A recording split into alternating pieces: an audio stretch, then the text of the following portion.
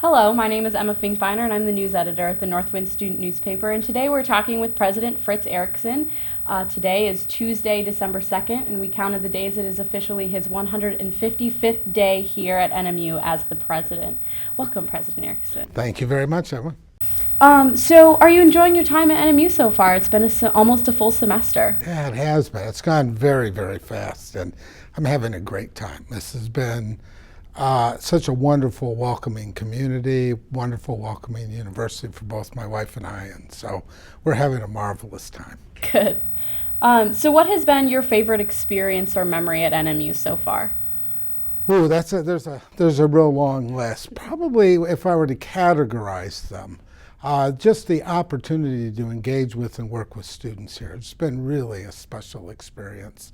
And we've had a chance to do any number of things, whether it's going to a dorm for a Thanksgiving dinner or being in a parade or seeing people in the hallways, talking in classes. All of those things have been really special for me.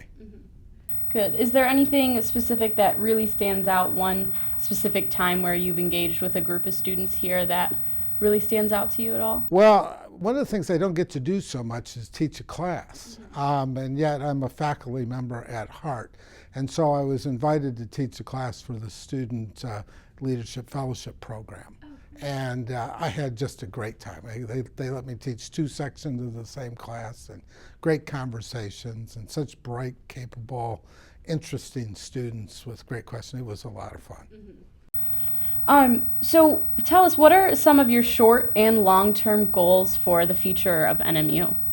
Well, they're really both tied together. You know, for me personally, I really committed to spending this year to learn as much as I possibly can about our university, our culture, how we interact with the community, the interests that our students have.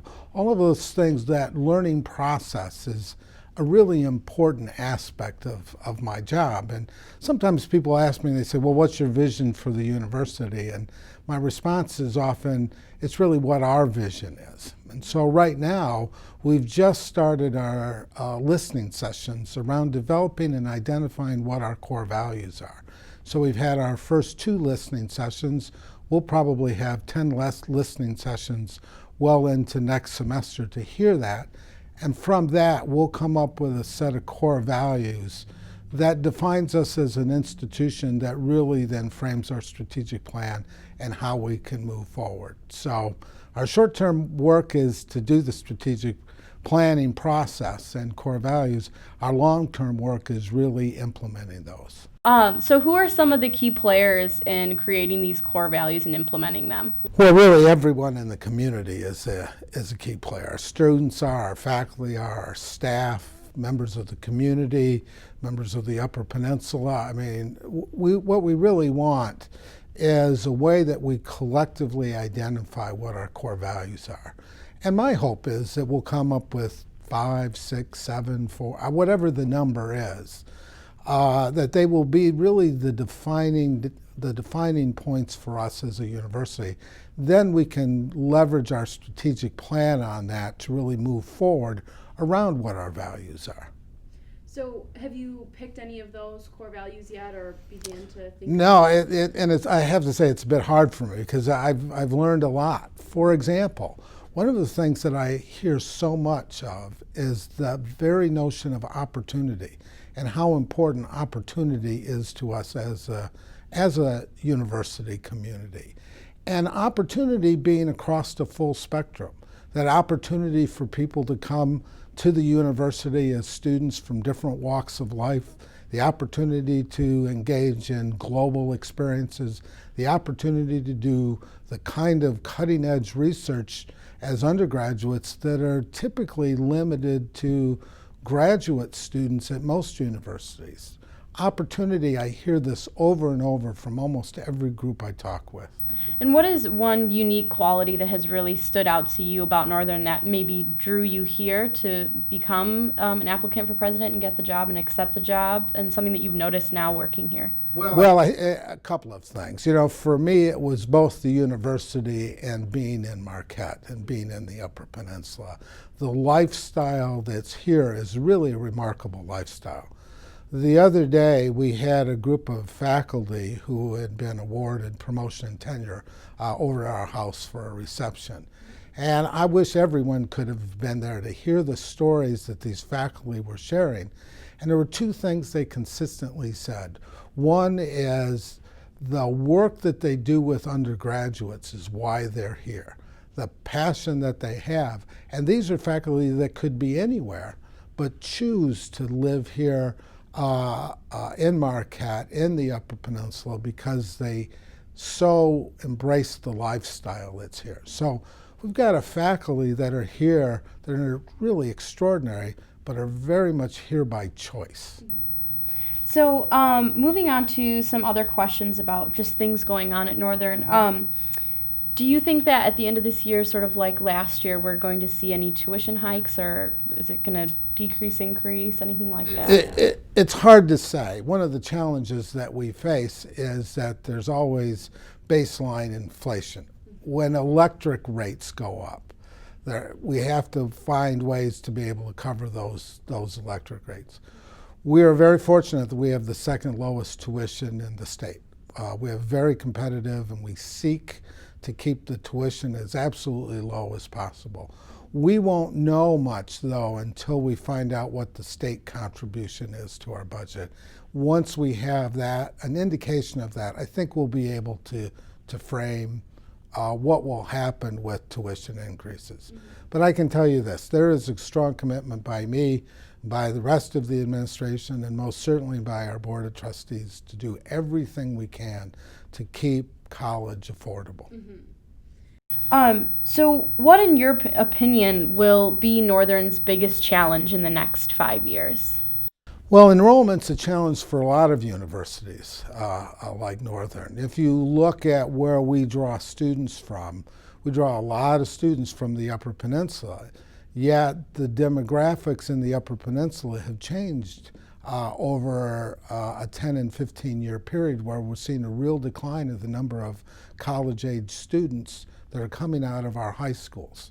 And so that's a challenge, but it's also an opportunity, because I think there's some real opportunities for us to partner more with the K-12 community in finding ways that we can help more students who really could benefit from some form of post-secondary education. Now, I'm not one who believes that everybody needs a 4-year degree. But more and more, the opportunity for certificates to be able to get into the workforce, you're going to need something. And I think we can play a role with that. And I think there are opportunities for us to pursue that and grow that and expand that.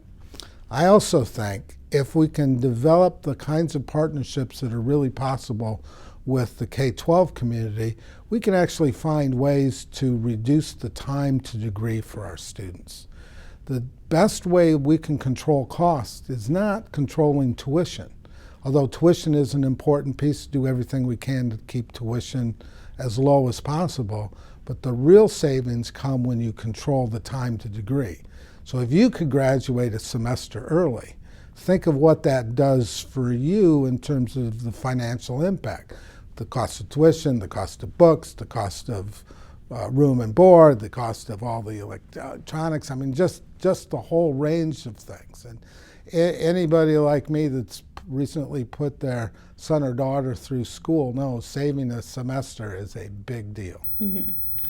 So is there any other challenges that you think NMU is going to face other than enrollment in the near future? Well, that's a big one. The other challenge, and it's really a definition of who we are, and that is to make sure that we continue to do everything we can to have a safe, welcoming, and supportive environment for everybody in our community. And we are really committed to making sure we have the policies and practices and procedures in place to have that safe environment.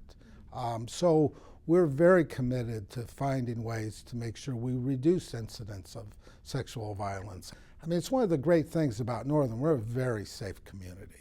And yet that doesn't mean that we should lower our guard or stop being vigilant about that. And those are some of the things that we continue to work very hard on. So Do you think some of the things that are being done, such as adding 4 new varsity sports and other such measures, are going to help solve enrollment issues and things like that? Enrollment's it's a mosaic, and enrollment isn't a faucet that you just turn on and turn off one day. It just doesn't work like that. What we want to do is make sure we create a full level of opportunities for students. And one of the things that we found looking at as we started challenging areas, what role could athletics play in enrollment, but also in creating opportunities for students that really want to come here. And the analysis on adding sports, the 4 sports that we added, the financial indicators are all very, very positive. At the end of the day, that we will actually produce more dollars coming into the university than the sports cost us. I have to ask, what is your response to some of the stories that have come out about the Starbucks and the Stone Creek contracts? My response is really 2 things. And first of all, it's important for everyone to understand that the Northwind is an independent student newspaper. And we would never do anything to violate that trust. That trust is really important to us. And it is a learning experience for our students that are involved with the Northwind. Now, there'll be things that I don't agree with, that others don't agree with, that the Northwind publishes, but it's really important that the Northwind have that opportunity to be able to do that. So that's a real central thing for me, and it's something that I think is central to us as an academic community, because we so value that very fundamental right of free speech. So that's the biggest issue for me. You know, the other issues around Starbucks and so forth, you know, we want to provide whatever information that anybody at the Northwind or anybody wants. We are a public institution. We have an obligation to provide information on everything that we possibly can. And there are only very few things that we are limited by. And you know, sometimes people will FOIA us and want what student grades are. We won't tell them that. Or they'll want to know, you know, on an individual basis what's happening to an employee. Our employees have that right to privacy. And so we seek to balance those things out and be able to provide the information, all the information that we can.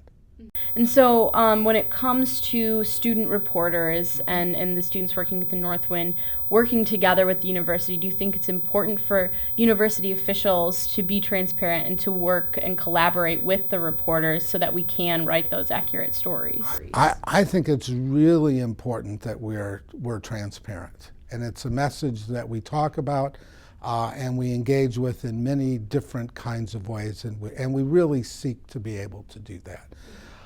I can't tell, and I won't tell anybody what they can or can't say or want to say or don't want to say to any reporter. That's a personal decision that individuals make. I know for me that if you ask me a question, I'll answer your question. So maybe sort of to wrap things up, you could just tell us a little bit about what you see coming more in the short term, which would be next semester and the winter 2015 semester. Oh, I think a lot of things are coming around. I mean, one is we're really engaged in a lot of activities, whether they're the strategic planning initiatives, looking to do that. I think you'll see a lot of discussion with that.